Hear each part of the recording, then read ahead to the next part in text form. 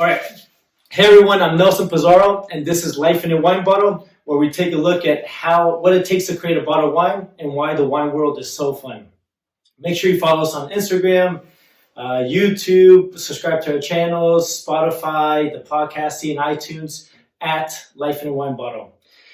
Before I start, I always like to say what I did this week in the vineyard, and it was, what was it? Oh, I was deciding to buy bottles. Oh, okay. Okay, not just buying the bottles, but we're thinking of doing a bigger bottle. Okay. So they're called it's 1.5 liters, which is basically 2 bottles in one. Or a Magnum? Magnum. Okay, so that's a better term, but I guess the number side of it. I'm telling you that side. And that's what they sent me, so I didn't call it Magnum, that's why. He said another one, and it was too big. It was 4 bottles. And the challenge that I've been seeing is when we hire a bottling truck, they don't do the second tier. Oh, so really? the Magnum size is the 1.5 liters, and the size a little bit bigger is 3 liters. Wow. Which I'm not really sure what that's called. But there's a bottle here on my right, and that's 4 bottles. And he says, he was trying to explain to me, the guy that I was buying the bottles from, and I'll probably have him on the show, Okay. because I figured he's basically distributing a lot of wine all over the country, and there's certain seasons that he's just backed up like crazy. And I'm sure all this going with China and everything, that he's having some hard time bringing in bottles too. And he does have American-made bottles as well. But that'll be another segment that we'll talk about. But yeah, he would just tell me, if you get the big bottles, the biggest bottles, you have to put like a fish wire inside the bottle. You got to get some type of wrench. He says he's done it before, that he has a wrench to squeeze the cork in there and then pull out the fish wire. And do not leave them standing straight up, the big bottles. The reason why is because there's no liquid or wine touching the cork and it'll dry out. So if you have a big bottle with wine in it, lay it on its side. If you see it on the stores, most likely it's colored wine. So that's why they have it in there, and they just put the cork back in. But he's like, yeah, you don't want to waste. That's, some is 4, 6 bottles in one large bottle. You're definitely sharing that with a friend. That's that's a big family, not just a friend. So that's what we were discussing. Like, how many bottles should we do of those? Wow. What varietal? Should I just mix it up? I gotta find a different label, because I can't just put a little label. It's smaller. And I think the cork works with that one, but I'm not 100% sure. But I'm pretty sure it works with this, so I'm okay on that side. So you just don't do, if you're deciding to change something, it isn't just like, oh, let's just do it, especially when you're a smaller winery. Bigger wineries, I'm sure they have people in place that help out. But a smaller winery that's producing around 9,000 bottles a year, you just can't change it as what you wish to change it. Okay, so that's what I did this weekend. That's cool. Or this week that I'm working on, and we're deciding there. So I can today's topic, which is, I think I get a lot of these. Last one, episode 2, I had my father-in-law, Mike Castelli, and it was, should I own a winery? Yeah. This one, I'm calling it, should I plant a vineyard? Okay. And I'm going to introduce Ron Putman. That's right. Don't mess that one up. Let me move over here because I'm stuck. Yeah. All right. Ron Putman, and I've known him for 2 years now. Yeah, they're over 2 years. Yeah. I would say. And the wine world is funny like that, because we met at a surf soccer function. Sure was. In the evening time. It was at the old San Diego Del Mar Polo Field. So now it's San Diego Surf Cup. Correct. Complex. Yeah, the complex. And my wife went to the bar and was just getting some wine, and she asked, I think you asked or she asked what you're tasting, and either or they said this and that, and you guys started talking and said, oh, my husband makes wine. Yep. And just like that, it was a connection. Well, let me just go a little further. Okay. I was up at the bar probably second or maybe third glass of wine. I'm not sure. And I really enjoyed that wine that we were drinking there. It was a red blend from Napa Valley. And so I rate some wine on the Vino. I think I mentioned. Oh yeah, the Vino app. Yeah, I got about 500 ratings, roughly. And so I wanted to take a picture of it, and I was taking a picture of that wine, and then your wife came up behind me. Oh, okay. And she's So like, that's how it started. You drink wine? I said, yeah. And the funny story about that is, as we were just having a quick little conversation, she was telling us about the Castelli family vineyards and about you. I was like really intrigued about it. Right behind us was Barb sitting down at the table. Oh, your so wife. I walked back the glass of wine, and she's like, who's that talking to you up there? I was like, no, you don't get it. They own a family vineyard in Ramona. And, it was sort of funny, at first, but and then, it introduced you, and man, it was great from there, Yeah, no, I mean, dude, you became a wine member. You've been supporting us this whole way, and obviously, not because you like me, but you also like the wines. Absolutely. I think that's a big thing, part of the wine. It isn't just the taste and the flavors, aromas, but it's the history inside that bottle that's attracting you back to where you got it from. Absolutely, yeah. So that was a big bonus. So that's how I got connected to Ron. And I figured, hey, let me ask somebody that's already reached out to me about planting a vineyard. And I thought it would be kind of fun because there's a lot of people interested in this. Okay. And I actually had a little fun fact that I want to put out there. They say in 2020, there's a little over 10,000 wineries in the United States. Okay? A little over 10,000. Almost half of those wineries are in California. Correct. So there is a lot of wineries. Yes. Okay?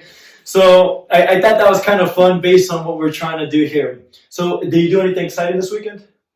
Actually, believe it or not, I'm making wine. Oh, okay. So that's super exciting, damn it. Because I'm taking your advice, and you said just do it in your garage, Ron. Which I have, I've made several bottles of wine, probably 10 batches, so that's 30 bottles in a kit wine, homemade wine. So I'm learning from that, the process of it. That's why every time I see you, I always ask you questions, which is great. You always tell me it's not that easy, Ron. How much. I guess we'll get into that. How big you plan on having, and what are you going to plan? I was like, well, those are the questions I'm asking you. That's exactly what I always ask a lot of people when they decide, because we came in it so blinded that it would have been helpful, But it is what it is. I'm glad you're able to purchase some grapes. Were the grapes from down south, or how are they doing this? I actually purchased the wine juice, from a kit, and you can just get it online from anywhere. And I actually just recently bought a frozen wine must, from Livermore. Nice. And it's a Merlot, and it's 2 5 gallons. So it'll make me about it only yields about 3 gallons of juice. So I got 1 6-gallon carb oil. Yep. So I haven't done that yet, because I bought a little small press and everything. I was going to ask you some questions. You got excited. Get into my book, that I've been reading. You got excited. Yeah, I did. But it's still frozen, but it's supposed to be pretty. They say it's supposed to be pretty good because they flash freeze it right when it's picked. Okay. So, nice. Interesting to see how that turns out. Yeah, that's. I'm glad they're able to do that. It's a good little experiment, and then really see if you can go down that path. Yeah. Because we literally didn't do that. You just jumped in. Yeah, we got it. How many? We have 10,000 gallons. What are we doing here? So let me give a quick shout out to Castelli Family Vineyards. This is a sponsor here. Castelli Family Vineyards, where you taste the love of the wine. Make sure you follow them at Castelli FE on Twitter, Facebook. And if you like TikTok, go on there. We have some great videos on there as well. Are you on TikTok? I am not, but my kids are. Okay, so make sure you learn. Yeah, tell her to check out Castelli Family Vineyards, or Castelli at Castelli FE, and you'll see some fun videos that we created there. All right. All right. So give us a little bit of background about yourself. What have you been doing on a business level, and then we'll go on. I am a family man, as you know. Been married for 23 years, going on 24. Got 3 beautiful girls, from Janae, 29, Sophie's 22, and Talia's 19, and she's actually going to Sonoma State. Oh, nice. Right? So that's perfect for you. So is that her choice, or was that your choice? It was a big influence on Barb and I to pick Sonoma because they got, as you know, that's great Zinfandels there, and you get some very nice Pinot Noirs. But we definitely sort of helped influence her that way, So She's studying wine there or anything? No, she's studying psychology, so she can figure out her dad. Why I'm so crazy. Why are you trying to do the vineyard? Yes, that makes total sense now. And I'm actually, I don't know if you knew this, but I'm a ex-military, so I'm a veteran. So I didn't know that. I was on a nuclear submarine. Oh wow. So I'm a nuke head per se. Okay. Which got me into one of my first business, an electronics technician background, which is R3 Business Solutions. Very much like you, I'm an entrepreneur, so I've been in business for myself for, goodness, 26 years. And R3 Business Solutions, the Xerox, Canon, the printers, all printers and copiers, all the major brands we serve and support. And then Maui Wowie, Hawaiian Coffees and Smoothies, we're actually operators and we're area developers for Southern California. And you're doing very well at that as well. It is. It's a great weekend business for us. We enjoy ourselves, and we bring our kids into the business. We make them work it so they understand hard work, But yeah, so that's pretty much the business side of it. And then, like I said, we met through Maui Wowie, so it's sort of cool. That's basically how it was. Is there any? Do you have Instagram for your two companies, or is there? There's we have Facebook and Instagram on Maui Wowie. Go ahead and give them the tag name, the handle name. Yeah, it's Maui Wowie, Southern California. Okay, make sure you follow them on that, and you will see if you're in Southern California, you will see them around almost all the tournaments. Yeah, and we have the other franchisees as well, like at SDSU. Correct. Yeah, you'll see. Once we open back up after the COVID-19, so there's several other franchisees that operate as well throughout Southern California. Oh, nice. So now that you're super busy, where do you find time with the wine? How do you get into the wine world? Yeah, that's was it when you're in the military? Going into Xerox or something? Yeah, I would say probably about 15 years ago. I started enjoying wine, and mostly reds. I think it started off well, and now I pretty much drink wine every night. And my doctor says it's okay. Red wine, a glass or two, a glass a day. Moderation helps the heart, and all that good stuff. And I just really wanted to enjoy, figure out more about wine. I want to understand it more. That's why I started asking you a lot of questions when I started coming over here. So probably recently, 3 or 4 years ago, I got into wine more seriously. Okay. Yeah, and then I went to SDSU. I don't know if you're going to ask me that question now. We're going to go into that segment. So, because I've been writing notes and I take questions so viewers understand that it isn't just I am doing work. Doing these podcasts, I am doing it for fun, but I want to make sure that hopefully the listeners and the viewers are getting something out of it and learning a little bit. So I do have some pre-written questions out there just to let everybody know. We talked about how long ago? Probably a year ago. No, actually, you came and you said you started a wine course. Correct. And was that when you got connected to somebody here, or you just wanted to always do a wine course? I think it all starts because I remember I mentioned to you that I have some property in Julian, and I wanted to do a small vineyard out there. And you keep telling me, "Are you sure you want to do that? It's pretty far away. Why don't you just plant something in the backyard?" Well, guess what? I planted a little small Zinfandel vine in my one pot. Okay, so I can watch it grow. You're trying. I'm making wine. You recommend to do a lot of things at the house first, so I can learn all those steps, those processes. Try to test specific gravity. I never knew that. I was like, oh my gosh, this is awesome. That's fun. And a little chemistry now. Yeah, you're a little chemist now. And then I think when I actually came over, it was in January. I was asking you questions. I brought my book, my SDSU book, Exploring. So you're at SDSU. Is there a specific course name? It's called San Diego State University, the Business of Wine. The Business of Wine. That's the certification for it. How many people were in that class? No, those are probably about 25. Okay, and this is a thing that's I would say, because I know another good friend of ours did it as well, and there's a big interest. It is. I mean, it isn't like, you think that you're just tasting wine all the time, but give us a little bit about that class. Like, what are you doing exactly in that class for the startups? Wow, it's I thought I knew pretty good amount of knowledge about wine because I've been drinking wine for a while, but I realized I know nothing about wine. To be honest with you, I'm like, oh my God, are you serious? But I really enjoyed the tasting of wine, And like you mentioned, how does it actually get from vineyard to this bottle to this glass of wine? And so just learning like the 5 qualities of wine really intrigued me. You know, the distinctive character varietal of the wine, the integration of the wine, the connectedness or terroir, where it's actually made from, you know, French word terroir, and then the expressiveness of it, which is the aroma of wine. But what I really enjoyed about wine, or the quality that I enjoy, is how complex it is, the complexity of it. Mm-hmm. So I remember Mike talking about it, you know, on the second podcast, I think it was. And it's like when you take a sip of your wine in that glass, you discover something that's really, wow, this has got leather, it's textured, you've got some oak notes. And then you taste it like 2 or 3 minutes later, and then it goes, wow, I can taste vanilla now. I can taste something a little bit. It changes. So it's something that sort of draws you to that wine, that glass of wine, every time. It's like it just brings you back.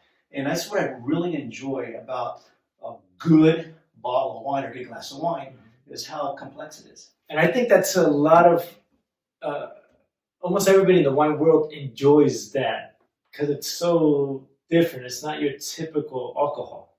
You know, it really is changing. And it doesn't just change in the bottle, it changes in the glass. Yeah, when it gets out, yes. absolutely. As far as, you know, you taste it, and then you get the next glass, which could be in 30 minutes or an hour, and that just changes completely. And then you start pairing foods. And then that's another realm right there. That it's really interesting. When we did our barrel tasting, we had a cheese. I forgot what the name of the cheese, but we tasted it, and then we tasted it with the cheese, tasted after, and the wine was so peppery. It was unbelievable, and it was a Syrah that we were tasting. Wow!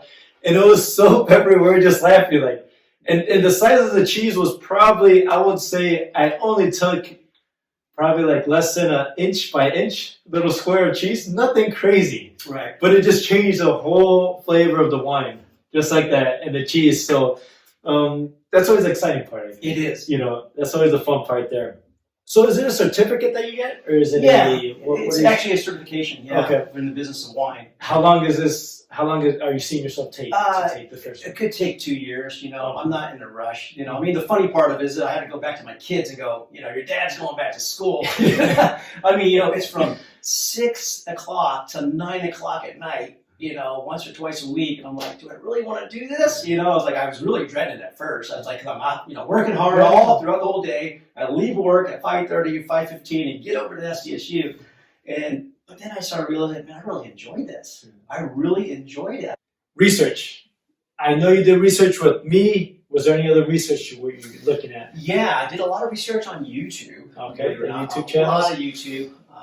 Watched a lot of movies on which, you know, Netflix and Amazon. You know, You got excited? Oh, no, this is great. Sort of pumped up, you know. So of course, you know, I asked you a lot of questions. You know, and other networking people that I know, you know, asked Don some questions, you know, so yeah, because he was like, yeah, I'll come out to Julian and take a look at which way to plant it and so on. I was like, oh, that's cool. So it's great. You got him excited. I got him excited. Yeah, let's come out and check it out too. So okay, nice. What about? And we're just talking about the vines, how many vines were you thinking of doing? Well, I wanted to do maybe just like a barrel for right now to start off with. Okay. I believe, if I remember right, you told me maybe about 100 vines. Correct. Roughly should be about a barrel. Yeah, depending on the varietal. Okay. Sangiovese are big clusters, Pinots are small clusters, so you're going to get less juice out of it, which means you have less wine. You know, real simple. So you have to determine that side, which is pretty hard to do. And I was going to say a fun fact. The U.S. produces over 800 million gallons of wine a year. If you divide that by 59 gallons, which is one barrel, it ends up being a little over 13 million cases per year. Times that by 12, it ends up being 160 million bottles a year. So that's basically almost one bottle per person. Wow. So you can see there's a big demand for wine, and a lot of people have been drinking it. And I was just telling Ron about France and Italy are usually tied for the most produced gallons of wine. Then Spain comes after them, and then the United States. So basically fourth or third, depending on how you look at it. I did ask about, and then I'm going to cut this part out so I just remember where we're at, deciding to do wine. Yeah. you're deciding to be your own winemaker, but learning Correct. down the road. Yes. Yeah, basically, I want to be my own winemaker. I don't know if I told you, I actually do have a label called My Three Girls. Oh, you didn't tell me. Okay. Yeah, so with the wine that I've been making at home, it's actually called My Three Girls Wine. Nice. And it's a fun thing that I do at the house, and we get a picture, you know. Who made the label? Started off with my nephew did, and then now we're actually getting a little bit more professional towards it, and we've got a designer working on it a little bit. So I know that you have a class maybe or a podcast on labeling. So check that out as well. So I'm getting a couple of people because where we started our labels, it came through our cousin, Janelle Costelli, and she's been just taking care of our labels and all that. So it's really nice to keep it within the family, working with each other. But it's a hard process. It literally is. Can't decide on it. You don't know if you want a single label, you want 2 labels, you want a custom label. And then when you start going that route, then you have to look at the bottles. Because some bottles, it's not wrapping as professional as you want it. So, the edges could be popping up in the air, and it just becomes a hassle. So you're not just looking at just creating a label, you're looking at the whole end product, what the consumer is going to grab and remember off the shelves. That one, I know that bottle, or I know that label, and they're going to pull that one off from whatever restaurant you're in or supermarket. And that's the ultimate goal, to have that, like a Nike sign. I don't know what a good wine label is, because a lot of them kind of change a little bit, right? Depending on being a reserve or from a different vineyard, and they produce it at their own place. So the label does change a little bit, not too much, but there's not one that kind of always, I guess there's a couple of them here that stand out, like the Camus always stands out here. Yeah. But labels are going to be fun. I know. It's a big challenge. It is. So you have a lot of time to get everybody's going to agree upon it too. That's the whole family. And you won't get that. I know. You're not going to get that far. No. That's great. Let's do another quick little shout out to Castelli Family Vineyards, our sponsor. Castelli Family Vineyards, where you can taste the love of the wine. Make sure you check them out on Facebook, Instagram, YouTube, what else? TikTok, at Castelli FV. We just finished up part 1 of Should I Plant a Vineyard? I appreciate everybody listening. This is Life in a Wine Bottle. I am Nelson Pizarro. Make sure you follow us on Instagram, like us on Facebook, and subscribe to our YouTube channels, iTunes, Spotify, Google Play, at Life in a Wine Bottle. Don't forget to check out part 2, which will come out next week. Thank you.